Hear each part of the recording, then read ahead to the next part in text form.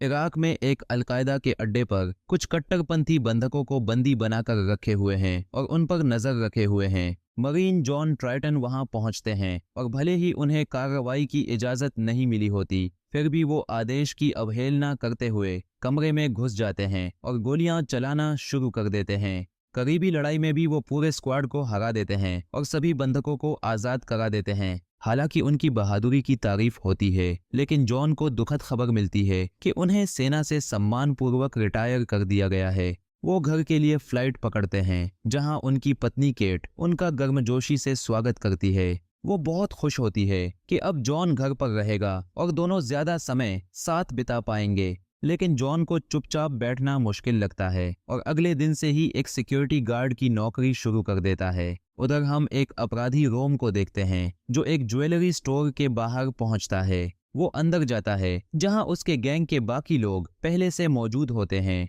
वो दिखावे के लिए ज्वेलरी देखता है, फिर अचानक सिक्योरिटी गार्ड पर हमला कर देता है। उसका दोस्त बेनेट बंदूक निकालता है और लोगों को नीचे झुकने को कहता है। पीछे का दरवाजा बुलेट प्रूफ होता है, तो रोम एक औरत को पकड़ लेता है और धमकी देता है कि अगर मैनेजर ने दरवाजा नहीं खोला तो वो उसे मार डालेगा। मैनेजर डरकर दरवाजा खोल देता है। तभी वो लड़की अचानक बंदूक निकालती है और पता चलता है कि वो उनकी गैंग की ही मेंबर है, रोम की गर्लफ्रेंड एंजेला। रोम मैनेजर से हीरे से भरा बैग भरवाता है और जाने से पहले मैनेजर कहता है कि उसे एक मुक्का मार दो ताकि पुलिस को लगे कि वो लूटा गया था, लेकिन रोम उसे गोली मार देता है। गैंग बाहर निकलती है। रोम मशीन गन निकालता है और पुलिस पर फायरिंग शुरू कर देता है। मॉर्गन एक पुलिस कार को उड़ा देता है और सभी भाग निकलते हैं। रॉबरी के बाद पुलिस मौके की जांच करती है और उन्हें शक होता है कि कोई कर्मचारी भी इसमें शामिल था। जॉन अब एक बड़ी कंपनी में सिक्योरिटी की नौकरी कर रहा होता है, जहां उसकी शिफ्ट में उसका साथी जो भी होता है। एक अमीर आदमी अपने बॉडीगार्ड्स के साथ आता है और ऊपर की तरफ जाता है। जो को नौकरी मजेदार लगती है, लेकिन जॉन को बोरिंग लगती है। जो उसे बताता है कि तनख्वाह अच्छी है, करने को कुछ नहीं होता और उसे रिलैक्स करना चाहिए। तभी 12वें फ्लोर से कॉल आती है कि वहां कोई गड़बड़ हो रही है। वो अमीर आदमी अपनी एक्स गर्लफ्रेंड से लड़ रहा होता है। जॉन और जो वहां पहुंचते हैं। वो आदमी जो को अपशब्द कहने लगता है, तो जॉन उसे उठाकर नीचे ले जाता है और बाहर निकाल देता है। उसके बॉडीगार्ड्स आते हैं, लेकिन जॉन उन्हें भी मार गिराता है और उस आदमी को खिड़की से बाहर फेंक देता है। इस हरकत की वजह से जॉन को नौकरी से निकाल दिया जाता है और जो को सस्पेंड कर दिया जाता है। दोनों बैठकर बात करते हैं। जॉन कहता है कि सेना के बाहर उसे अपनी जगह नहीं मिल रही, जो उसे याद दिलाता है कि जीवन में बदलाव ही स्थायी है और उसे घर पर रहकर खुश रहना चाहिए। इसके बाद जॉन थोड़ा खुश होता है और अपनी पत्नी से मिलने घर लौटता है। उधर रोम और एंजेला होटल में होते हैं और एंजेला चिंतित होती है कि ज्वेलरी स्टोर पर जो किया वो बहुत ज्यादा था। रोम बताता है कि उसने मैनेजर को इसलिए मारा क्योंकि उसने उसका असली नाम पुकारा था। जो जॉन को घर छोड़ता है और जॉन पत्नी से अपनी नौकरी के बारे में कुछ नहीं बताता। लेकिन तभी न्यूज में उसका वीडियो आता है जिसमें वो आदमी को खिड़की से फेंकता दिख रहा होता है। जॉन माफी मांगता है और केट कहती है कि उसने बहुत जल्दी नौकरी पकड़ ली थी। वो चाहती है कि दोनों साथ में रोड ट्रिप पर चलें, जिससे जॉन रिलैक्स कर सके। अगले दिन दोनों सफर पर निकलते हैं और रास्ते में उन्हें पेट्रोल भरवाना पड़ता है। संयोग से वही गैस स्टेशन होता है जहां रोम और उसकी गैंग भी होती है। जॉन स्नैक्स लेने अंदर जाता है और वहीं एंजेला और बेनेट भी होते हैं। बाहर रोम कार में पेट्रोल भर रहा होता है। तभी एक पुलिस वाला वहां आता है और गाड़ी में तेल भरने लगता है। पुलिस वाला रोम से बातचीत शुरू करता है, लेकिन तभी मॉर्गन उसके पीछे आकर उसे गोली मार देता है। रोम भी दूसरे पुलिस वाले को मार देता है जो भागने की कोशिश कर रहा होता है। जॉन यह सब सुनता है, लेकिन जैसे ही वह केट के पास जाने की कोशिश करता है, बेनेट उसे बेहोश कर देता है। एंजेला दुकानदार को भी गोली मार देती है। गैंग एंजेला की कार लेती है और केट को बाहर घसीट कर ले जाती है। जॉन धीरे धीरे होश में आता है, लेकिन तब तक गैंग के जाने से पहले मॉर्गन गैस स्टेशन में विस्फोट कर देता है, जिससे जॉन पीछे गिर जाता है। जॉन उठकर भागते हुए कार की तरफ जाता है और एक घायल पुलिस वाले की मदद करता है जो अभी भी जिंदा होता है। जॉन पुलिस रेडियो पर खबर देता है कि पुलिस वाले घायल हैं और एक महिला को अगवा किया गया है। फिर वो केट को बचाने के लिए कार दौड़ाता है। उधर जीप में एंजेला केट का बैग चेक करती है और पता चलता है कि वो एक मरीन की पत्नी है, लेकिन उसे फर्क नहीं पड़ता। तभी जॉन उनकी कार के करीब पहुंच जाता है और बेनेट व मॉर्गन उस पर गोलीबारी शुरू कर देते हैं। रोम उसे सड़क से धकेलने की कोशिश करता है, लेकिन जॉन डटा रहता है। एक मोड़ पर जॉन की कार ऑफ रोड हो जाती है और उसकी छत उड़ जाती है, फिर भी वो रुकता नहीं। रोम कार को एक खतरनाक चट्टान की ओर मोड़ता है और टीम जॉन पर फायरिंग करती है। अंधे होकर जॉन चट्टान से नीचे गिरता है और उसकी कार दुर्घटनाग्रस्त हो जाती है। गैंग नीचे उतरकर जांच करती है और केट गुस्से में चिल्लाती है। एंजेला उसे मारने लगती है, लेकिन रोम उसे रोकता है और कहता है कि केट ही उनकी इंश्योरेंस है। उनकी कार अब बर्बाद हो चुकी होती है और गैंग का एक सदस्य वेसरा मॉर्गन से बहस करता है कि वो बहुत जल्दी ट्रिगर दबा देता है।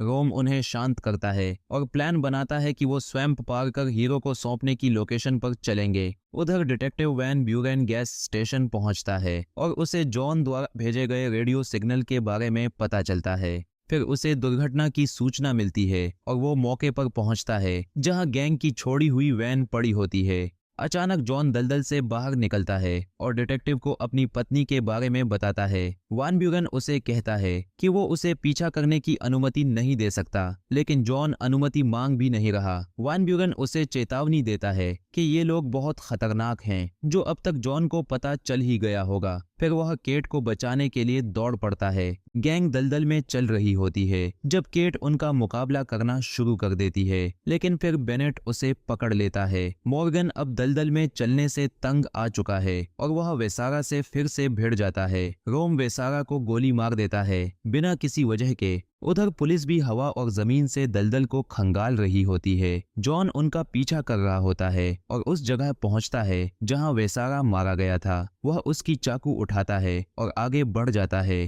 रोम को हीरे का इंतजार कर रहे आदमी की कॉल आती है, लेकिन वह उसे धोखा देने और हीरे अपने पास रखने का फैसला करता है। मतलब अब तक की मेहनत बेकार थी। उधर जॉन अपनी सभी ट्रैकिंग स्किल्स लगाकर उनके और करीब पहुंचता जा रहा है। एक जंगल के क्लियरिंग में पहुंचते ही उसे खतरा महसूस होता है। अचानक एक जाल उसके पैरों के नीचे से उठता है, लेकिन जॉन तुरंत खुद को आजाद कर लेता है। तभी एक आदमी उसे बंदूक की नोक पर रोकता है और उसे पुलिस समझता है। जॉन समझाने की कोशिश करता है कि वो अपनी पत्नी की तलाश में है, लेकिन पीछे से एक और आदमी आकर उसे बेहोश कर देता है। जॉन एक झोपड़ी में आंखें खोलता है जहां वो कुर्सी से बंधा होता है और दो भारी भरकम आदमी अपना सामान समेट रहे होते हैं। उन्हें लगता है कि पुलिस उनके पीछे है और वो जॉन को मारना शुरू कर देते हैं। जॉन जानता है कि उसे कोई यकीन नहीं करेगा, इसलिए झूठ बोलता है कि वो पुलिस वाला है और बाकी लोग उसके जीपीएस को ट्रैक कर रहे हैं।